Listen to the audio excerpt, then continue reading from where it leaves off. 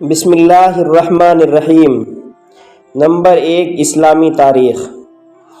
ٹیپو سلطان رحمۃ اللہ علیہ کی شہادت۔ ٹیپو سلطان کی دشمنوں سے آخری جنگ کے موقع پر سیکریٹری حبیب اللہ نے عرض کیا، حضور وقت کا تقاضا ہے کہ اپنی جان اور اپنے شہزادوں کی یتیمی پر رحم کیجیے۔ تو سلطان نے کہا، میں اپنی ذات اور اولاد کو دین محمدی پر قربان کرنے کا فیصلہ کر چکا ہوں۔ میر صادق کی غداری سے دشمن کی فوج قلعے میں داخل ہو گئی۔ بادشاہ نے کھانے کا لقمہ اٹھایا ہی تھا کہ اپنے وفادار فوجی عبدالغفار کی شہادت کی خبر سن کر فرمایا، ہم بھی اب کچھ دیر کے مہمان ہیں۔ یہ کہہ کر میدان جنگ میں کود پڑے اور کافی دیر تک لڑتے رہے، یہاں تک کہ قلعے پر دشمنوں کا قبضہ ہو گیا۔ چنانچہ ان کے غدار خادم راجہ خان نے کہا، حضور اپنی جان کی حفاظت کے لیے اپنے آپ کو دشمن کے حوالے کر دو۔ تو جلال میں آ کر کہا، میرے نزدیک شیر کی ایک دن کی زندگی گیدڑ کی 100 سالہ زندگی سے بہتر ہے۔ جسم پر کئی گولی لگنے کے باوجود شام تک لڑتے رہے۔ ایک غدار کا سلطان کی طرف اشارہ کر کے دشمنوں کے افسر کو خبردار کرنا تھا کہ چاروں طرف سے گولیوں کی بارش ہونے لگی اور سینے پر گولی لگتے ہی وہ زمین پر گر گئے۔ ایک سپاہی نے موقع غنیمت پا کر ان کی ہیروں سے جڑی تلوار نکالنے کی کوشش کی تو ایسی نازک حالت میں بھی حملہ کر کے ایک سپاہی کو جہنم رسید کر دیا۔ پھر سر پر گولی لگنے کی وجہ سے 4 مئی سن 1799 عیسوی کو جام شہادت نوش فرمایا۔ اگلے دن شاہی اعزاز کے ساتھ اپنے والد حیدر علی کے پہلو میں دفن کر دیے گئے۔ نمبر 2، اللہ کی قدرت۔ ہوا میں آواز۔ ہوا انسانی زندگی کے لیے ضروری ہے، اس کے بغیر کوئی بھی جاندار زندہ نہیں رہ سکتا۔ ہوا ہی کی مدد سے ہم ایک دوسرے کی آواز سنتے ہیں۔ چاند پر ہوا نہ ہونے کی وجہ سے آواز نہیں سنی جا سکتی۔ ہوا میں لہریں ہوتی ہیں، یہ آواز کی لہریں فضا میں پھیل کر کانوں کے پردے سے ٹکراتی ہیں، جس سے کان کے پردے کی پتلی جھلی تھر تھرانے لگتی ہے اور فوراً دماغ کو اس کی خبر دیتی ہے۔ ہوا ہی کی مدد سے آواز 5 سیکنڈ میں 1 میل کی رفتار سے دوڑتی ہے۔ جب ریڈیو اور وائرلیس کے ذریعے آواز کو ریڈیائی لہروں میں بدل دی جائے تو وہ آواز سورج کی روشنی کی رفتار یعنی 1,86,000 میل فی سیکنڈ کے حساب سے دور دور تک جاتی ہے۔ یہ سب اللہ تبارک و تعالیٰ کی قدرت کی ایک نشانی ہے۔ نمبر 3، ایک فرض کے بارے میں، والدین کے ساتھ اچھا سلوک کرنا۔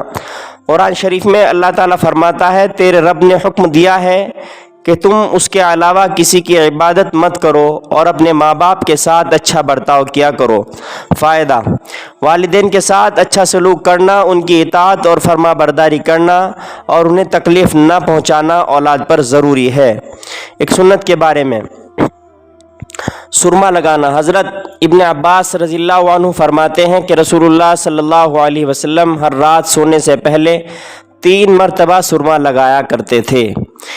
نمبر 5، ایک اہم عمل کی فضیلت، درخت لگانا۔ رسول اللہ صلی اللہ علیہ وسلم نے فرمایا، جو بھی مسلمان درخت لگاتا ہے یا کھیتی کرتا ہے پھر اس میں سے کوئی پرندہ، انسان یا جانور کھاتا ہے تو وہ اس کے لیے صدقہ ہے، یعنی اس کو صدقے کا ثواب ملے گا۔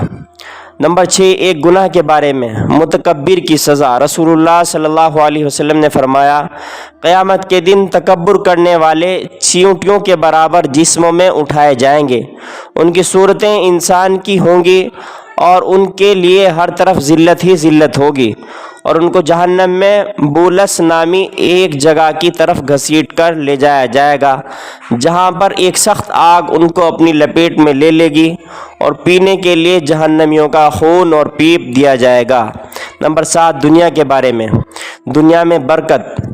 رسول اللہ صلی اللہ علیہ وسلم نے فرمایا، اللہ تعالیٰ جس کے ساتھ بھلائی کا ارادہ فرماتا ہے تو اس کو دین کی سمجھ عطا فرماتا ہے، اور بے شک یہ دنیا بڑی میٹھی اور سرسبز و شاداب ہے، بس جو اس کو اس کے حق کے ساتھ یعنی حلال طریقے سے لے گا تو اللہ عز و جل اس کے لیے اس میں برکت دے گا۔ نمبر 8، آخرت کے بارے میں، جنت کا باغ۔ قرآن شریف میں اللہ تعالیٰ فرماتا ہے، جو لوگ ایمان لائے اور نیک اعمال کے پابند رہے تو ان کے لیے ایسے باغ ہوں گے جن کے نیچے نہریں جاری ہوں گی۔ یہ بہت بڑی کامیابی ہے۔ نمبر 9، طب نبوی سے علاج، بخار کا علاج۔ رسول اللہ صلی اللہ علیہ وسلم نے فرمایا جسے بخار آ جائے وہ 3 دن غسل کے وقت یہ دعا پڑھے تو اسے شفا حاصل ہوگی۔